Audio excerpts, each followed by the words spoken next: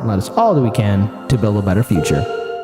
So the Congressional Progressive Caucus, as I talked about on last night's live stream, decided to give its endorsement to all the incumbents.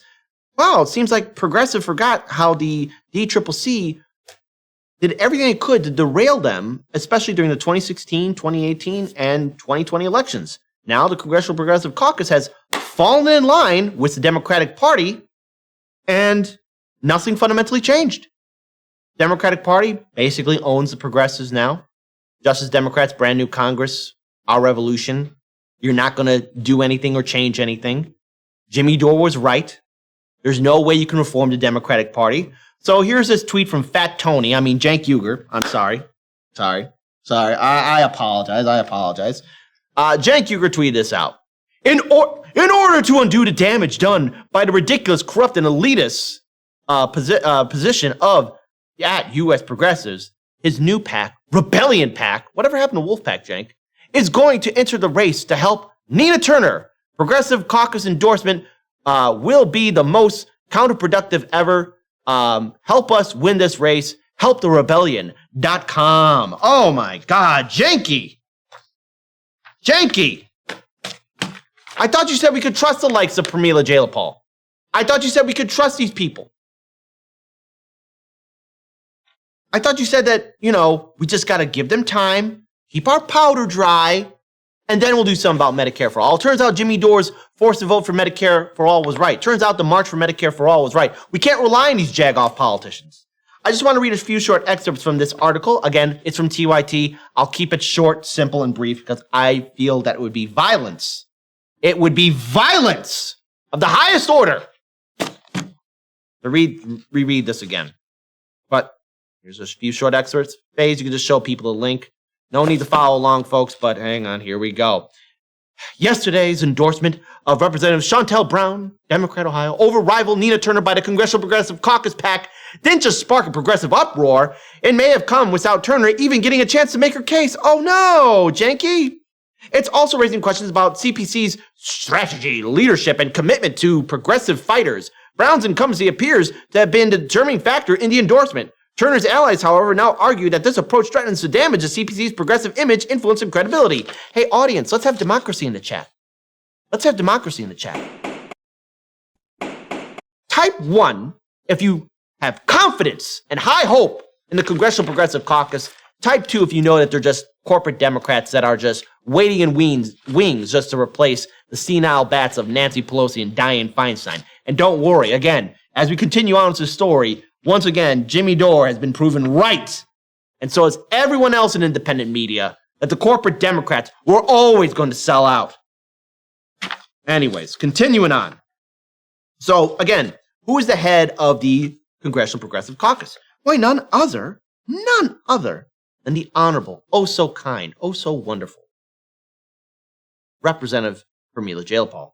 The same person who went on national TV and said that she had trust in Manchin to vote for Build Back Better. Now, again, Build Back Better was a corrupt bill anyways. Build Back Better was not going to help out working class citizens. And remember, it started from $7 trillion to $1.75 trillion, and now it's nothing. It's nothing. It's a nothing burger. Always have been, always will be. So, again, as I mentioned on last night's live stream, how there was a lot of, sighs and, I wish we could endorse Nina Turner, but none of her colleagues, including AOC and the squad, have stepped forward, which is pretty pathetic when you think about it. Good thing I got to this part right here. So, Cenk Uygur, who has given Turner a platform on TYT, not once but twice, she'll probably be coming back to that position very soon, where he's both the host and CEO, is also the founder of Rebellion PAC, which endorsed Turner, Uygur said. Would anyone like to debate whether Nina Turner or Shontel Brown is more progressive? Of course not! Way to do it, Janky. Because Nina would win 100-0. Rebellion PAC Executive Director Brianna Wu said, our research shows that $15 minimum wage, not high enough anymore, is by far the most salient issue in the district. So if you look at Brown's public statements on the issue and then Turner's public statements, the endorsement truly leaves me scratching my head. Well, gee, stop scratching your head and you'll realize that the corporate Democrats have already taken over Justice Democrats, brand new Congress, our revolution. They'll take over Rebellion PAC too. There's no way you can reform the Democratic Party. When you are being eaten by the bear, there's no way you're going to change the bear in the inside. The bear's going to crap you out. Again, looking at this debacle of a story, we have to look at this and say, and I want to just read I'm going to just read a few short excerpts here. If Joe Manchin joined the Progressive Caucus, would they endorse him, Uygur asks? The answer is very likely yes, because they don't care about progressive values. They just care about protecting the powerful. Cenk, I thought you said that in 2021, we could trust the progressive leadership. That people like AOC, Pramila Jayapal, Ayanna Presley, they can be trusted. Turns out not. And these same progressive lawmakers don't even show up on your show anymore, Cenk. It seems like they were just playing the game with your viewers and all the independents and progressives in the 2016, 2018, and 2020 election. How's that keeping your powder dry turning out for you? Okay, and so again, with the last paragraph here, last sentence.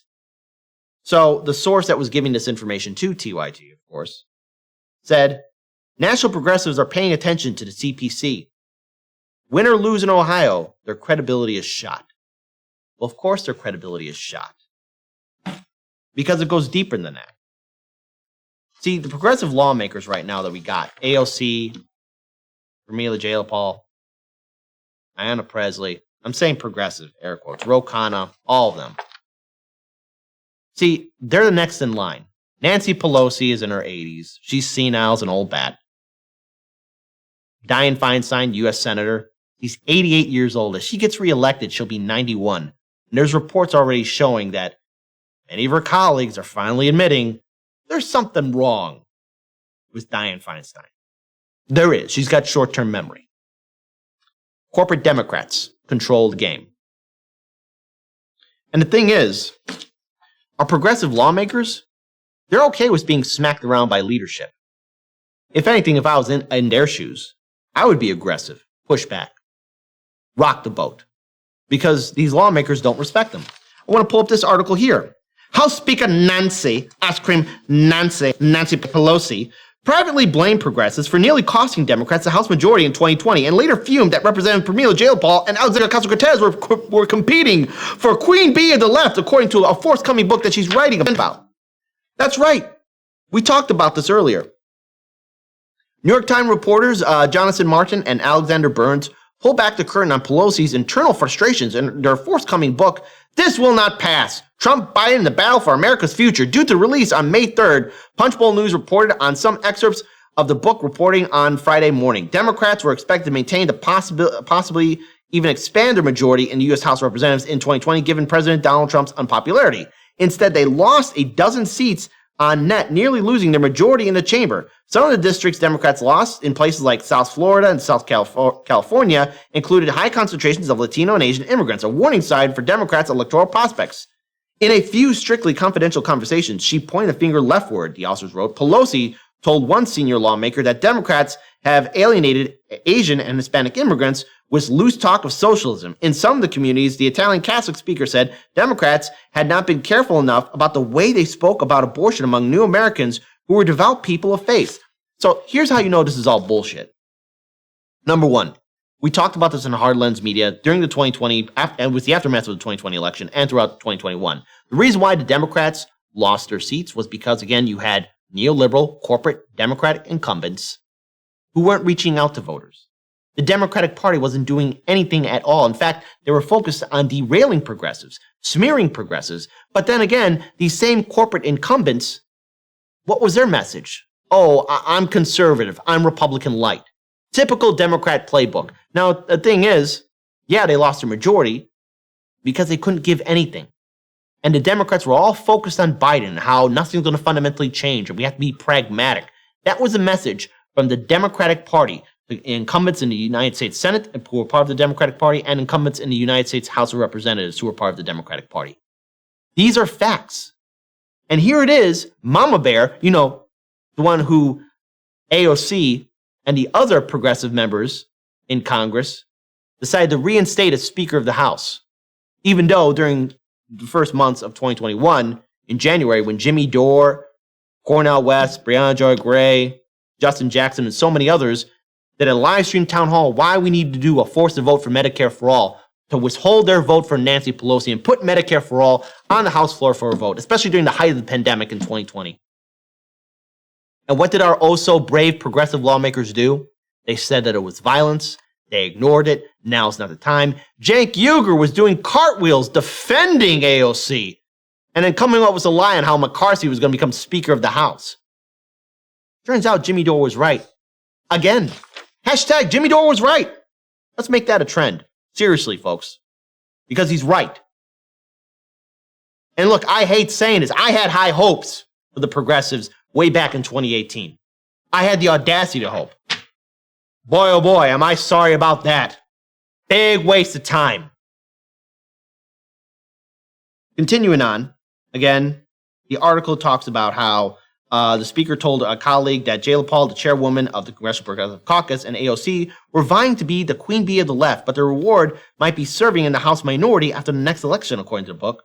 Despite holdups and the intra-party squabbling, Pelosi got the necessary votes to pass the bipartisan infrastructure law on November 5th, with 13 Republicans voting in favor of the legislation, but she was still miffed at top progressives who she blamed for at least temporarily derailing the bill's passage. Jayla Paul has served as a mentor and source of guidance to members of the progressive squad, including Ocasio-Cortez, Political Report in 2019, with the two congresswomen sharing a box of tomato soup on Ocasio-Cortez's Instagram Live. Great. Enjoy your soup. So what's the takeaway from this? The squad? The name of the squad. Folks, that was just a mean slur that Nancy said to AOC and her fantastic friends. They don't even work together, not a real voting bloc. And Premier Jayla Paul, she's abandoning progressives. So I got a video here, and I want to give a huge shout out because this connects to the story about who Pramila Jayapal is. This is just a short clip from Sabrina Sappy Sab's show. It would be unfair for me to play all of her show because, again, if you're not subscribed to her YouTube channel, you should. She shared this information. This video came out today. She did a live stream about it yesterday as well. Please subscribe to her YouTube channel. We will play this video in its full entirety because I will dare not interrupt her, because here's the thing. What she is speaking is the truth about the Democratic Party, especially about the Congressional Progressive Caucus chairleader, Representative Pramila Jayapal. Let's play that video. This is why I keep telling you, you have to get away from the two-party system. Both sides are corrupt. They don't pass anything in DC that does not have corporate interest. That's why you're not seeing them push Medicare for all. That's why you're seeing them not try to force the vote. This is exactly why. There's no corporate interest in helping the people. And Nina Turner is still trying to go into the same damn party that has showed her multiple times, we don't want you here. Not only do we not want you here, but now we've got people who say they're progressive. We even got them to push you out. This is very likely at Pramila Jayapal selling out the entire movement because of her unbridled ambitions to get a fancy but meaningless leadership title among a House Dem caucus that will be obliterated in the midterm elections. But even David is missing the big picture when it comes to why things are happening the way that they are. It's the money. You have to follow the money. And I don't hear a lot of people talking about that, but I hate to say I told them so. I've been saying this for over a year. Those of us at RBN have been saying this for over a year, that this is not going to work, that they have sold out, that they cannot be trusted, that they are looking out for their careers, that they are going into a party that is owned by Wall Street. And you are not going to change a party owned by Wall Street. Now, I've been saying this for a long time. And when I say it, people are like, oh, you're so pessimist. That's a nihilistic view.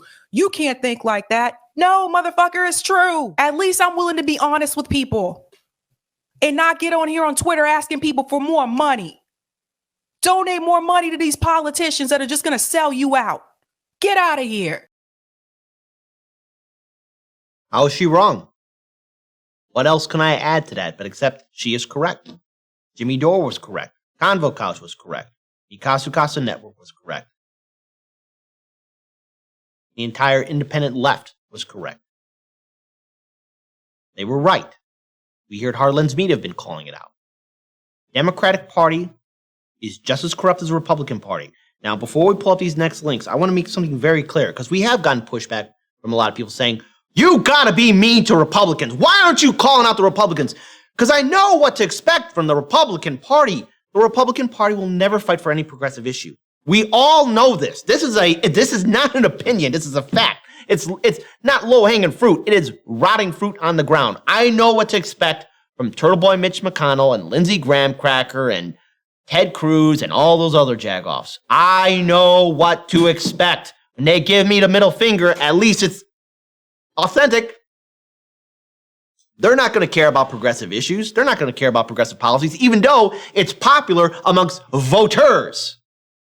Again, corporate media and the two-party system has done a phenomenal job in brainwashing a lot of American voters and thinking, oh, vote Team Red or Team Blue. But see, the thing is, the same people who donate to the Republican Party also donate to the Democratic Party. Why be pragmatic and vote for a neoliberal party that's still going to have blue dog Democrats? The last time we saw the Democrats have a supermajority, it was during the Obama-Biden administration. And Democrats screwed that all up. And again, we got to get money out of politics. Again, shout out to Sabrina. I want to pull up these next links right here. This is, and she brought this up on her live stream and on the video that premiered today as well. So be sure to check her YouTube video channel out after this show, of course. But she goes into further detail. But again, let's pull up this first link here, right here. So these are some receipts from Savvy Sabs. Hold on, let me just gotta take a little sip. I didn't mean to steal that from Sabrina. Just had to get some refreshment. So first receipt, Medicare for All PAC. This looks normal, right? Jayla Paul, Medicare for All PAC. So we got that highlighted right there. We see that, right? There it is, right there in front of us. We all see it. Good job, Face. We see it right there. So let's pull up this next receipt. The Build Our Movement PAC is affiliated with Medicare for All PAC, both led by Pramila Jayapal. Now, again, we noticed this. We got to pull up the typo because people may not be able to see it. But notice the typo in the Boom PAC for the P.O. Box. Both go through Pramila. So what you may not be seeing is, again, the number is 21912, right? And then let's look at the P.O. Box down there, 2192. There's a typo there. Interesting. Seattle, Washington, all of that. Again, really odd how it's all connected. Build Our Movement PAC took money from Amazon, KPMG, accounting firm, and eBay. All are corporate. Build Our Movement PAC also took money from Manila Healthcare, a Fortune 500 company. But here's another thing, too, I want to pull up. Now, again, let's get the camera on me because these links just got to my attention right now. I will update the show notes as possible. So there we go. Here's a link from Open Secrets. Again, Open Secrets. Turns out, again, the Soros Fund Management has donated $359,905, 93%, to Democrats. About $12,500 to Republicans, 3.26%. A lot of these Democratic lawmakers have been getting a lot of good money, including the likes of, again, Pramila Jayapal, who received, again, total, $5,600. It's one big club and you ain't in it. Don't you get it? The Congressional Progressive Caucus is just that. It's just a name. There's no will or soul behind it. Pramila Jayapal and AOC are just vying to see who's going to be the next mama bear. I mean, where was AOC when Amazon Labor Union needed them? Where were all those progressive lawmakers when Amazon Labor Union needed them? Where was AOC and the progressive lawmakers when we needed them for March for Medicare for All, or the fight for 15, the force to vote for 15, or force to vote for Medicare for All? Oh, that's right, nowhere. We didn't see them anywhere at all. They weren't there for us. They left us. They thought it would be okay to abandon us. And these are the quote-unquote leaders, the fighters that supposedly care about the people. Jimmy Dore was right. The Congressional Progressive Caucus won't endorse progressives. And let's face it, Nina Turner has said things on social media, which I agree with, Medicare for all, student debt forgiveness, all of that. But you cannot reform the Democratic Party, Nina Turner, Bernie Sanders. Cenk, good luck with your little rebellion pack, but it's going to flounder. Because your first big mistake is thinking you could reform a neoliberal corporate sellout party. You want to build real movements? I'm going to quote Roger Meadows on this one. We got to build strong, independent movements, non-party affiliated people to run for office. No party affiliation. Independent movements outside the influence of Washington, D.C. We got to get money out of politics, folks. We got to support strong ballot initiatives. So, Cenk, you might be upset at Congressional Progressive Caucus. We don't care. Fake tears. You can do all the tweets you want. Jimmy Dore was right. And for this midterm, I hope that people walk away from the Democratic Party and the Republican Party. Because you don't have a seat at the table. It's all a sick game to them.